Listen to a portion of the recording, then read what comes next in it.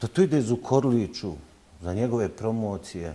Ako vi nama nudite Zukorlića sada kao personifikaciju sistema vrijednosti u Sarajevu, okej, evo mi vam nudimo Marija Nenadića. Oni nama Zukorlića, mi njima Nenadića. A ako je izdaja što ja biram Nenadića na račun sistema Efendije Zukorlića, Senade, ja sam ponosan izdajnik. A neće oni uređivati kako će ovo Sarajevo biti. Ko? Na način takav. Pa sistem vrijednosti koji nosi Zukorlić. I dok hoće Marija Nenadića umjesto Zukorlića. Zato što mi donosi Zukorlića. Zato što ga svi pokorno slušaju. Jedino Zukorlić razlog. Jeste, to je taj sistem vrijednosti. Zukorliću sam trebao dostaviti te 3 milijarde, jel? Hoće time raspolagati Zukorlić, odnosno Konaković ili Marija Nenadić. Ne sa Zukorlićem da s Nenadićem, shvatate li? Da mi ne vrijedi Zukorlićev sistem vrijednosti. To je Nenadić vaš ili Fahrin? Ma on je naš, sarajevski. Zukorlić nije. Iskreno sam jako iznenađen. Pogledao sam taj intervju nakon što sam obaviješten da sam toliko puta pomenut. I jako sam iznenađen i utisak mi je vrlo neprijatan, prije svega iz razloga što to dolazi od nekog ko trenutno obavlja poziciju šefa države. Dakle, da neko ko je na toj poziciji vas spomene više desetina puta imenom, odnosno prezimenom, to je prosto nepoznato u ozbiljnoj medijskoj korespondenciji. S druge strane, sve što je izrečeno je gola laž, koju prosto nema nikakve veze sa istinom, jer celokupna priča se odnosila Zukorliću dao, Zukorliću predao, Zukorlić odlučivao, Zukorlić preuzeo kanton, Zukorliću 3 milijarde. Dakle, zaista nešto što baš ne mogu tek tako shvatiti kao normalno. Dakle, gole laži, gole neistine, nivo političke i medijske komunikacije koji ne priliči ni nekom općinskom činovniku, a kamoli predsjedniku države, odnosno predsjedavajućem predsjedništva. S druge strane, utisak mi je i to pokušaj da se zapravo, kako je definirao ta dva koncepta, koncept Zukorlić i koncept Nenadić, vrijednosne koncepte postavi tako dijametralno suprotstavljenima u jednom, da kažem, uspahirenom očekivanju, kako će sada većina građana da se oduševi što on sa Nenadićem spašava kanton sarajevski od Zukorlića. Dakle, to mi je također utisak koga ne mogu tek tako da se otrgnem. S druge strane, znači vi u Sarajevu gdje živi ne znam koliko, ali jako malo građana hrvatske nacionalnosti, tako drsko namećete bošnjačkoj većini Nenadića Hrvata kao ispravan koncept u odnosu na koncept Zukorlića, a pritom uopće ne definirate šta je koncept Zukorlića. Dakle, još jedna ozbiljna podvala. Moj zaključak je da se Željko Komšić na tom intervju potpuno razgolitio, da je pokazao neprimjerenu mržnju prema meni, nema razloga privatno, mi se nikada nismo susreli. Znači, radi se o jednoj idejnoj ili ideološkoj mržnji, koja je meni neobjašnjiva, ali je evidentna, koja se jedno može tumačiti pokušajem da se skrene pažnja sa njegove političke nedosljednosti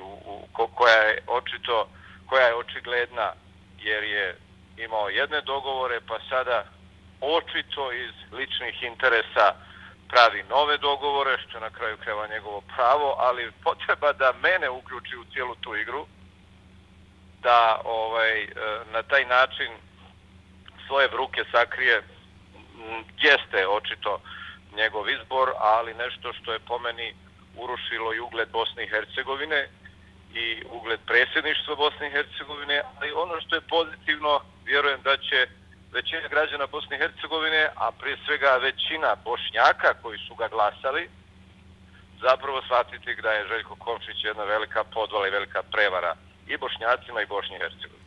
Spominjali ste te neke uvrede koje su izrečene na vaše ime, pa vas je čovjek par puta u intervjuu nazvao radikalnim i niste samo vi jedan od nekadašnjih, ako tako mogu da se izrazim, vjerskih službenika koje ovdje u Sarajevu nazivaju radikalnim. Evo imamo primjer imama Careve džamije koji je također od jednog političara nazvan radikalnim. Pa se evo oglasila islamska zajednica u BiH, čini mi se prije 2 dana, gdje je rekla da dajte ljudi, jednostavno prestanite da kroz tu neku politiku ciljate na naše imame, na naše uposlenike. Koliko vas je to uvrijedilo, koliko vas je to rastužilo što je Željko Komšić rekao o vama kao da ste radikalni? Pa sve je to do kraja uvredljivo, ali vjerujte meni teže pada činjenica da su tako nedorasli, mentalno i moralno nedorasli profili na pozicijama državnika i koji su u prilici da donose odluke o sudbini države, a svojim izjavama zapravo pokazuju da koji je njihov moralni i njihov intelektualni kapacitet. To meni mnogo teže pada, jer čovjek kada izgovori ličnu uvredu, ona se vraća na njega, ona zapravo mnogo više govori o njemu nego u ovom slučaju o meni. Ali upravo i taj drugi primjer i ovaj pokazuju da je u pitanju onaj najprizemniji oblik obračuna ili ostvarivanja nekog ličnog ili političkog profita stigmatizacijom drugih. I strašno je kada neko ko se do sada predstavljao kao bosanski patriota građanske orijentacije pokaže toliki šovinizam. Ovo je čisti šovinizam, mržnja.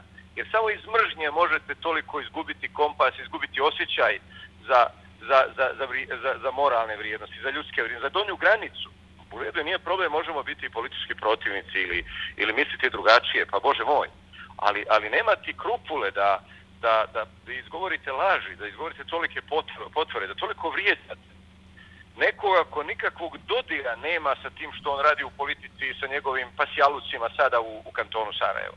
Dakle, to su samo ilustracije stanja tih političara i činjenice da su se našle vile u čem nisu bile. Dakle, došli su na pozicije koje u normalnim okolnostima ne bi mogli nikada da dobiju. Znači, vi da analizirate psihološki i intelektualni profil Željka Komšića, on u ozbiljnoj državi ne bi mogao da bude ni srednji menadžer u srednjoj firmi. On se sada nalazi na poziciji šefa države i glumi Hrvata u ne znam ti nekoj ulozi koja je potpuno neprirodna i na kraju nije etički čista.